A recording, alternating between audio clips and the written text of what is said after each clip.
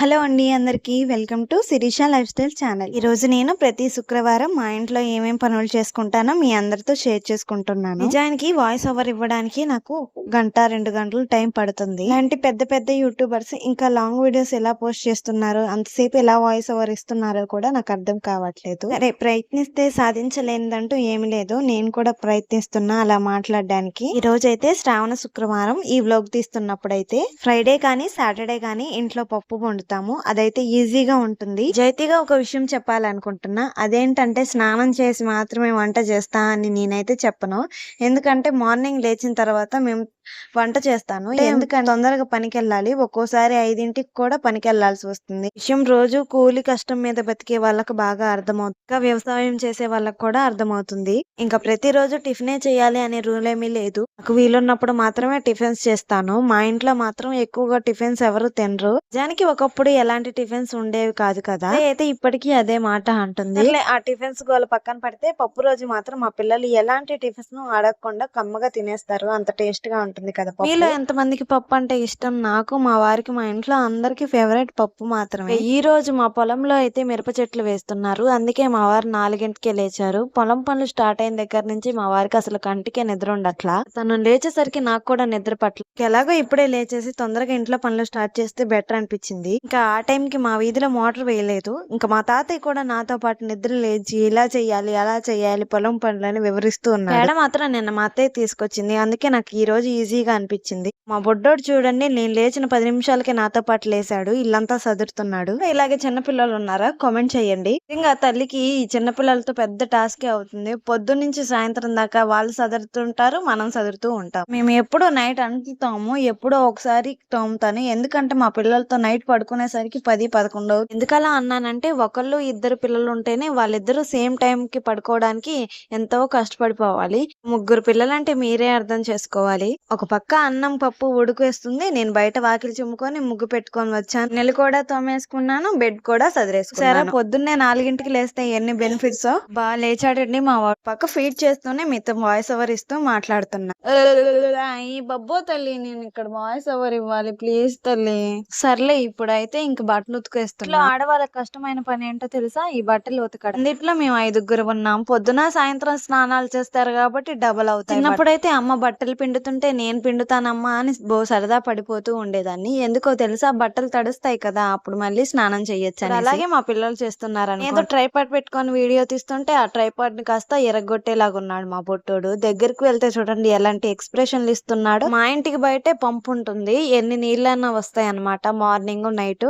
ఇంకా అక్కడ జాడించుకుంటే శుభ్రంగా మురికిపోతుంది. అందుకే ఇంట్లో అయితే ఉతికేస్తున్నా, బయటకెళ్ళి జాడిస్తా. మా పెద్ద పిల్లలు ఇద్దరు లేవలేదు, స్కూల్ టైం అయిపోతుంది. ఈ బట్టలు పిండిన తర్వాత వాళ్ళని లేపుతామని లేపలేదు. శ్రావణ మాసం స్టార్ట్ అయింది కదా, మా వారు డైలీ పూజ చేస్తారు. ఇంట్లో మగవాళ్ళు చేస్తే చాలా మంచిదంట కదా పెద్దవాళ్ళు అంటూ ఉంటారు. ఈ శ్రావణ మాసంలోనే 2 సంవత్సరాలకు ఒక్కసారి మా ఊర్లో తిరణాలు జరుగుతుంది. రోజు మా ఇంట్లో మగవాళ్ళందరికీ దేవుడు వస్తారు. మగవాళ్ళందరూ తిరణాల రోజు ఒక్క పొద్దు ఉంటారు. ఆ టైంలో వాళ్ళకి దేవుడు ఒంటి మీదకి వస్తున్నట్టు అనిపిస్తుంది. ఇప్పుడు మీకు వీడియో షేర్ చేస్తానులేండి. మాకెందుకండి అనుకుంటారేమో. సర్లే, ఈ పప్పు విషయానికి వస్తే పప్పు ఎనిపి తాలింపు వేయగానే చిన్నపిల్లలు ఉన్నారు కాబట్టి వాళ్ళకి సప్పడి పప్పు తీస్తాను. ఆ తర్వాత కారం వేసి ఎనిపి తాలింపు వేస్తాను. తాలింపు వేసే కడాయి ఏంటమ్మా అంట నల్లగా ఉంది అనుకుంటున్నారా అండి? అదైతే ఇప్పుడుది కాదండి, 5 సంవత్సరాల క్రితంది. వేడి తగలంగానే అలా నల్లగా అయిపోతుంది. నాకున్న ప్రాబ్లం ఏంటంటే చూసినవన్నీ కొంటాను కానీ వాడిని అయితే వాడను. పప్పు అయితే తాలింపు వేసి కాసేపు అలా మరగబెట్టి కట్టేశాను. ఇంకా పిల్లల కోసం అయితే లంచ్ బాక్స్ అవి ప్యాక్ చేస్తున్నా. మా చిన్నోడి క్యారేజ్ అయితే కొంచెం కాడ దగ్గర విరిగి ప్రాబ్లమ్స్ ఏవో వస్తాయని ముందే తెలిసి మా వారు 4 క్యారేజీలు కొన్నారు పిల్లల కోసం. వెజిటేబుల్ కిచడీ అని, బగారా రైస్ అని, టమాటా రైస్ అని, ఎగ్ రైస్ అని ఇలా చేస్తూ ఉంటారు కదా. నాకేమో అలా చేసి పెట్టడానికి అస్సలు రాదు. అందుకే ఎప్పట్లాగే అన్నం కర్రీ వేస్తా. ఒక గిన్నెలో మాత్రం కర్డ్ రైస్ వేస్తా. పిల్లలకైతే చిన్నప్పటి నుంచి కూరన్నం తిన్న వెంటనే పెరుగన్నం తినడం అలవాటు. అంటే కొంచెం కొంచెమే తింటారులేండి. పక్కగా పెరుగన్నం పెడతాను. పిల్లలు మాత్రం వాళ్ళు తెచ్చుకోవట్లేదమ్మా, వీళ్ళు తెచ్చుకోవడం లేదమ్మా అని సాకులు చెప్పడం మొదలు పెట్టారు. నేను ఊరుకోను కదా, ఖచ్చితంగా పెరుగన్నం పెడతా. అవి తింటేనే వాళ్ళకి డైజెషన్ బాగుంటుంది, కడుపులో మంట ఏదన్నా ఉండదు. వాటర్ బాటిల్ మార్చచ్చు కదా, మరి ప్లాస్టిక్ దాంట్లో పెడుతున్నా అనుకుంటున్నారేమో. ఏమో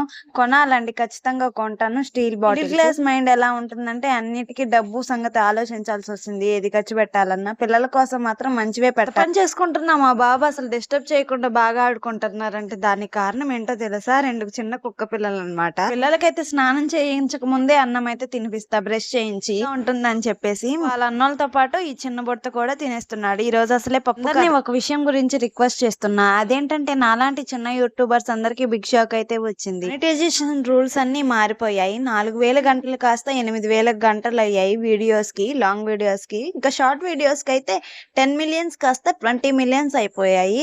ఇది పెద్ద షాకింగ్ న్యూసే కదా మనలాంటి చిన్న యూట్యూబర్. ఫిబ్రవరి 1 తారీఖు లోపే మనకి 5 నెలలు టైం అయితే ఉంది. ఫుల్ మానిటైజేషన్ కంప్లీట్ అయిపోతే మనం సేఫ్. మనం యూట్యూబ్ లో సక్సెస్ అవ్వడం సాధ్యమో కాదో నేనైతే చెప్పలేను. మీ అందరినీ రిక్వెస్ట్ చేసి మరీ అడుగుతున్నా. పెద్ద పెద్ద యూట్యూబర్స్ ఎలాగో సక్సెస్ అయిన వాళ్ళనే కాకుండా ఇప్పుడే ఛానల్ కొత్తగా స్టార్ట్ చేసి చాలా కష్టపడుతున్న నిజాయితీగా ఉన్న వాళ్ళని సపోర్ట్ చేయాలని కోరుకుంటున్నా. చెప్పింది కరెక్టేనా? వీడియో విషయానికి వస్తే మా ముగ్గురు పిల్లలకి ఒకేసారి తినిపించి ఒకేసారి స్నానం చేయించి రెడీ చేస్తే నాకు బోల్డ్ అంత టైం సేవ్ అవుతుంది. ఫ్రైడే కాబట్టి సివిల్ డ్రెస్ వేయాలి పిల్లలకి. ఇక్కడ కూడా ఇలాంటి రూల్స్ ఏ ఉన్నాయా? ఇంకా మా బుడ్డోని అయితే పడుకోబెట్టా, నేను కూడా పూజ చేసుకోవాలి. పిల్లలిద్దరిని స్కూల్ కి, మా వారిని పనికి వెళ్ళిపోయారు. ఇంకా ఇంట్లో కొంచెం కసువు అయితే చిమ్ముకుంటా. మా బుడ్డోడు అప్పట్లాగా అసలు పడుకోవట్లేదు. చిన్నప్పుడే నయం అనిపించింది. ఇప్పుడు మరి 10 నిమిషాలకు ఒకసారి లేస్తున్నాడు. ఏదైనా చిన్న సౌండ్ వస్తే చాలు లేసి ఇంకా కిందకి దిగుతున్నాడు కూడా ఉయ్యాల నుంచి. పిల్లలకి తగ్గట్టు ఈ 2 కుక్క పిల్లల్ని తీసుకొచ్చారు. చెప్తే అసలు వింటాడా? ఇంటికి అవే అందంగా ఉంటాయి, పిల్లలు కూడా ఆడుకుంటాడు, ఇంటికి కాపలా నీకేం తెలుసు మంచిదని చెప్తాడు. మా ఇంటి ఎదురుగానే మందు కొట్టు ఉందిలేండి.